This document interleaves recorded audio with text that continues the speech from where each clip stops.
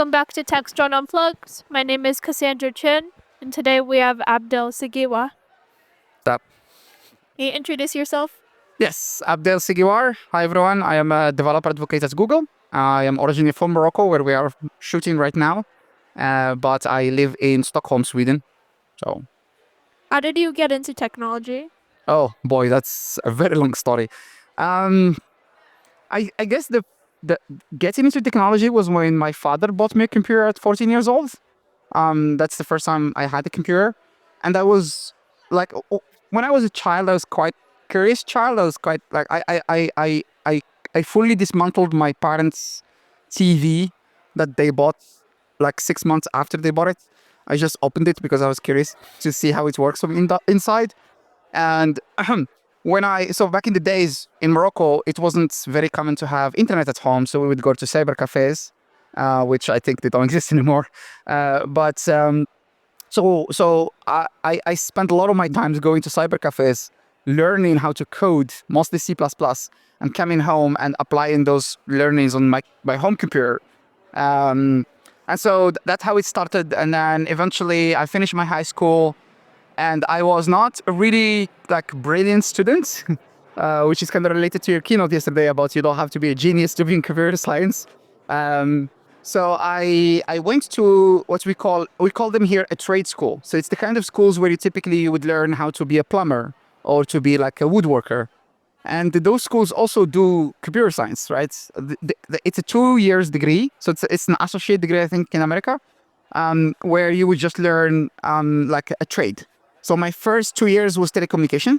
So a lot of low-level electronics, some programming. I did some assembly, which is wild. And then after that, I went to another school, which is kind of the same idea. I did another 2 years of programming, so pure programming. And then after that, I went and got a master's in computer science. And and then during this entire year, I've been coding, playing with computers, playing with electronics. I am still big fan of hardware, generally speaking, like low-level electronics. And that's how it went. I think that's really cool. Yeah. What's your opinion on like education and speaking?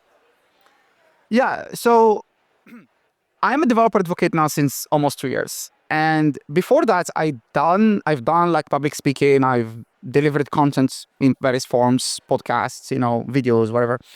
And I fundamentally believe that a developer advocate is a part-time educator, because a big part of delivering content, even if it's technical contents, is you have to wrap it in a story. And to be able to build a story and build the content for that story and make the content make sense and make it clear and be articulate, you have to have not like a sort of an education approach to it, not in the academia sense. I'm not talking about like standing in front of an auditorium and talking for 4 hours, but you still have to have the same approach, the same way of structuring your content, structuring your talk, making sure that you are hitting on all the basics so you don't like lose the audience. And I myself had a job as a part-time teacher in one of the schools I've been to. So I was both a student and a teacher, and I was teaching like programming. So I taught C++, I taught algorithms for 6 months. I did not like it that much. I think mostly because as an educator, you don't really make that much money, which is kind of sad. But I think that's kind of helped me learn the skill of how do you teach people stuff, right? And I think that's quite important if you are going to be in a situation or in a position where you're addressing a public and you're like, broadcasting some content to them, whether it's like physical through like conferences or even online where you are doing stuff on videos or podcasts. So I still today, when I am shooting YouTube videos, I would still go and structure my content in a storyline and write the points that I want to hit and make sure I hit all of them. I don't always script my talks. I very rarely script my talks. Videos is a different story because you kind of have to script them, especially if you have a fixed amount of time that you have to like do this video in. And So I think that like having some sort of experience of being an educator is important if you're gonna educate developers on technical concepts, basically. What kind of videos do you shoot? We have our own YouTube channel on Go Cloud Tech is called, and we do mostly videos about like very short videos, like 10 minutes, about usually it's about one specific feature of one specific product. So we would just like go, oh, here is how to use this product to achieve this particular use case, or here is how to do this particular thing in this particular products, right? And then the longer formats we do are usually podcasts. So I co-host a podcast called Kubernetes Podcast by Google. And in that podcast, we do 30 to 45 minutes interviews where we talk with people. And that's slightly different formats because it's more like free-flowing conversation. But you also have to be, again, the education part of it is that you have to be able to improvise, because we don't want our podcast to be scripted, because then it will feel kind of mechanic or robotic. But we still want to be able to like ask follow-up questions and like kind of like work with the material you're receiving from your guests to like drive the conversations. And that's also, I think, is part of what educators do. So Yeah, that's interesting. How's your involvement with the Moroccan community? so I'm involved with I've been part of the community for a very long time, although I live abroad. The biggest community I'm involved in is called Geeks Blah Blah. So it's a community that was started by Mohammed Abu Lait, and so it was an online community. It came from a previously existing community that used to be called Facebook Developer Circles, which doesn't exist anymore. And then they kind of like rebranded it to Geeks Blah Blah. So Geeks Blah Blah is an online community.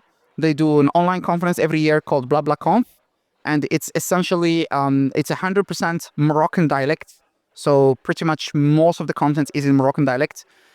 So I help them. I am on their live stream sometimes. I do talk at their conference. I help them find guests, find interesting people to talk to. They have actually they have a series which I was on a very long time ago called Moroccan Success Stories, which is essentially stories of Moroccans that like made a career for themselves.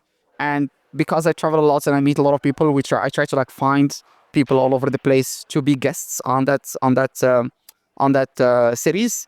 But yeah, generally speaking, just like participate, try to help, be as helpful as possible. Do you think that having the learning software through the Moroccan dialect helps bridge the gap between like language and coding? I do believe so. So, like for the background story, but Morocco used to be colonized by France. So that's why we speak French in this country, right? And when I did my studies, I did most of my studies in French, and I also worked in a company where the main spoken language was French, right? Uh, I am noticing more and more that the upcoming new community is kind of more leaning toward English, generally speaking. But I think that's like if you are trying to approach the people who are already in the computer science space, then using English is fine. But the community is also trying to approach those who are not there yet, those who are like thinking about it. And for that, I think speaking in a language that they understand is important. I mean, the funny thing is even if the content itself is in Moroccan dialect, the technical terms are still in English because you cannot like always translate them. But at least like explaining stuff in a language which is easily understandable by everyone, I think is important in bridging the gap between the tech world and those who have no idea what the tech world is. They just hear words like developer, DevOps, cloud, and they want to understand what these are. And do you think there's a lot of job opportunities for software development in Morocco? Yes, we have. I mean, that's how I started my career, right? We have quite a lot of people doing computer science or development, generally speaking. Um, a long time ago, it used to be mostly consulting companies.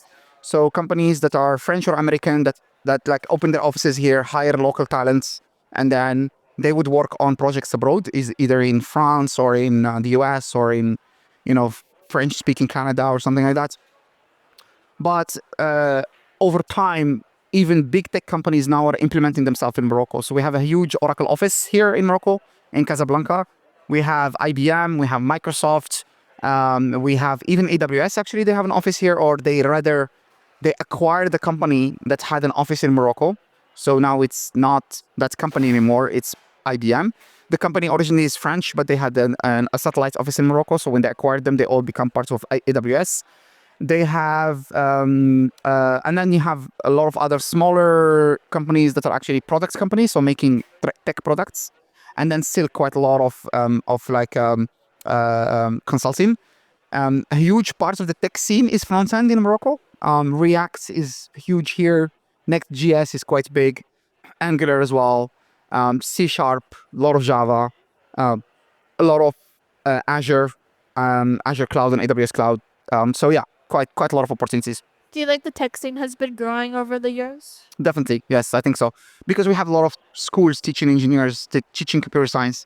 So I think that the scene have been growing tremendously. And now we even have like a ministry of digital transformation that is tasked with moving the country toward like being more online and moving away from paperwork. I think that's cool. Yeah, yeah. We'll see. It's moving in the right direction. It's moving slowly to my taste, but it's moving in the right direction. And for the education part with like computer science here, is it mainly universities which have it? Or do you know if they're teaching lower level kids any technology? So that's a very interesting question. Used to be mostly universities, and used to be that in order to go to computer science, you have to follow the traditional, the traditional like high school degree, bachelor degree, master's degree, etc. In parallel, there was the school where I went, which is this trade school I talked about, this associate degree, right? But recently we have we had a school opening up called 1337, so LEET. That's such a nerdy name, and it's the basically a peer learning school. It's a concept that exists in France called 42. Again, another nerdy nerdy name. Which essentially the way it works is that they get people in without, like, if you want to sign up, you don't have to have any education background. You don't have to even have, I think, a high school degree. You sign up to the school. They do like a pre-selection. They do like an intensive boot camp for, I think, few weeks, and then they select the people who they think they have potential. The program lasts 2 to 3 years, and during these 2 to 3 years, you are on a peer learning program. So there is no formal teachers. There are no classes. You have like a roadmap that you have to follow to learn, and at the end of each step at that roadmap, there is a project, and you have to finish the project and get your projects peer reviewed by your peers. So it's just people teaching each other. So it's not like a typical boot camp as in North American boot camp where you have like a 6 months and you become a full stack developer. But this is a boot camp in the sense that it's kind of the same setup, except that there is no teachers, there is no like classes. It's like just people helping each other learn. I think that's a good way to do it, and it gets a lot of people opportunity to become software developers. Yeah, definitely. And I think it also gives people opportunity to do it in a shorter time. Because if you want to do the traditional path, it would take you typically 5 years. Right? Like you have to do a bachelor and a master's. And so this is a great way to like shortcut that and get to the field very quickly. And there are actually people that doesn't even finish the whole 3 years. There are people that would find jobs at the end of 1 year or 2 years. Because like I think if you are like very curious and you want to learn, you can like speed through the roadmap and either finish it early or get enough knowledge to be able to get a job. That's really cool that you can kind of speed through it. Yeah, exactly. I think I learned a lot about like the software industry in Morocco today. Nice. So thank you, Abdel. Thank you. I'm happy. I'm glad you did. Thank you very much. Thanks for having me.